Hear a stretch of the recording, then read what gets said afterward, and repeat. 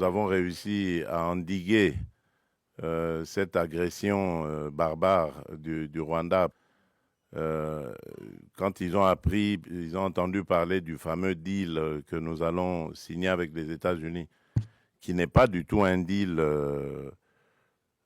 qui consisterait à brader les minerais de la République, mais ils se sont vraiment déployés comme jamais, comme ils ne le font pas quand il y a des causes à défendre au pays. Mais pour ça, ils se sont vraiment déployés, tous, hein, toutes catégories confondues, hein, politiciens, religieux, société civile, tout ce que vous voulez, pour essayer d'empêcher, dissuader les Américains à faire ce deal avec nous. Donc pour laisser les Congolais dans la souffrance, ce que ça veut dire.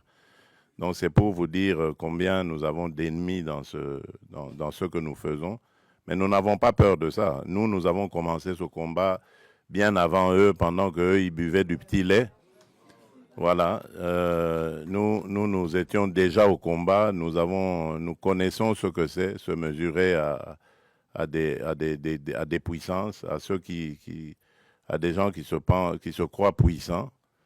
Nous sommes habitués à ça et ça ne va pas nous décourager. Alors, tout ce que je peux vous dire, c'est par rapport à ce qui s'est passé hier. Euh, vous pouvez suivre vous-même parce qu'il n'y avait pas de secret dans ce qui s'est passé. Je l'ai fait ouvertement.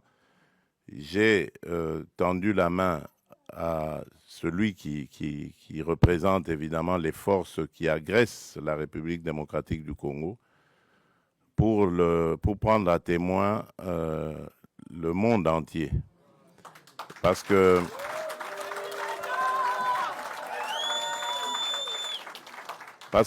depuis un certain temps, vous ne le savez pas, c'est des batailles qui se passent dans les milieux diplomatiques. Vous n'êtes pas forcément toujours au courant, mais les initiés peuvent le savoir.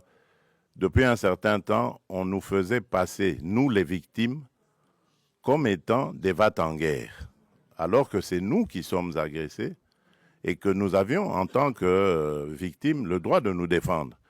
Eh bien, mais dans ce droit que nous exercions de nous défendre, on commençait à vouloir nous présenter comme des gens qui ne voulaient pas la paix, qui voulaient la guerre. Et donc, moi, j'ai voulu montrer au monde entier que ce n'était pas vrai, que nous sommes les premiers à vouloir la paix. Et puisque nous voulons cette paix, ben, je tends la main maintenant pour dire, OK, alors, puisque vous dites que c'est nous qui voulions la guerre, ben maintenant je dis, nous voulons la paix, alors répondez à cela. Et vous avez vous-même suivi la réponse. Voilà.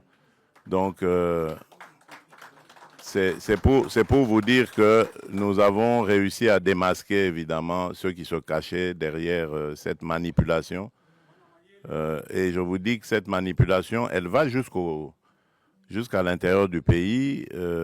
Tous ceux qui parlent de dialogue et tout ça, qui présentent aussi à leur manière les choses en disant, voilà, on ne veut pas du dialogue. Oui, on ne veut pas de ce dialogue-là. Oui, celui-là, on n'en veut pas. On veut d'un dialogue entre Congolais qui sont tous contre cette agression. La seule chose que je demande à ces gens qui veulent le dialogue, c'est d'abord de condamner l'agresseur, de le nommer clairement et de le condamner. Et là, alors, on va dire, ce sont des patriotes qui peuvent se mettre à nos côtés pour parler dialogue. On ne parle pas dialogue avec des émissaires des agresseurs, qui d'ailleurs, quand ils arrivent à la table des discussions, parlent que d'intérêts des agresseurs. Ils ne parlent pas des intérêts des Congolais. Il n'y a rien qui concerne les Congolais. Tout est tourné sur comment est-ce que on va. Alors ça, moi j'ai dit, ça n'arrivera plus, en tout cas, à moins qu'on me dégomme, on me tue, mais tant que je serai vivant, ça n'arrivera pas. Ça n'arrivera pas parce que c'est à cause de ça que nous sommes toujours dans nos problèmes ici. toutes ces farces qu'ils ont appelées dialogue et ceci, cela, qui se sont terminées par des brassages, des mixages, des unions nationales ou que sais-je encore. Et c'est tout ça qui a amené les problèmes que nous avons. Et donc moi j'ai dit plus jamais. Donc je veux bien qu'on discute des problèmes du pays, parce que comme dans tous les autres pays, notre pays aussi a des problèmes, on peut en discuter, mais ça ne veut pas dire qu'il faut se terminer, ça doit se terminer par des brassages, des mixages. On a introduit dans nos institutions des gens qui sont inféodés, des gens qui ont des nationalités douteuses, des choses comme ça. Ça, c'est... Alors, donc, nous voulons la paix. Ça, c'est très clair. Nous sommes les premiers à le dire depuis l'agression de 2022, quand elle a commencé. Nous voulons la paix. Parce que je peux vous dire que cette guerre nous coûte énormément. Nous privons notre peuple de beaucoup de choses parce qu'il faut renforcer nos capacités de défense et de sécurité. Et si on peut éviter cela et consacrer quand même ce peu de ressources à continuer à faire, à développer le social du peuple, les infrastructures, l'agriculture et tout ça, mais je signe des deux mains. Donc c'est pour ça que je dis, la paix, je la veux de tout cœur, mais pas à n'importe quel prix, pas une paix factice qui va encore nous rejeter, nous remettre dans les travers du passé et encore nous amener des problèmes et des victimes innocentes dans notre pays.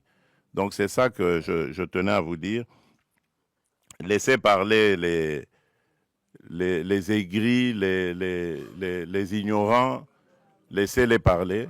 Nous savons ce que nous faisons et je peux vous garantir qu'à aucun moment je ne trahirai mon pays ni mon peuple. Et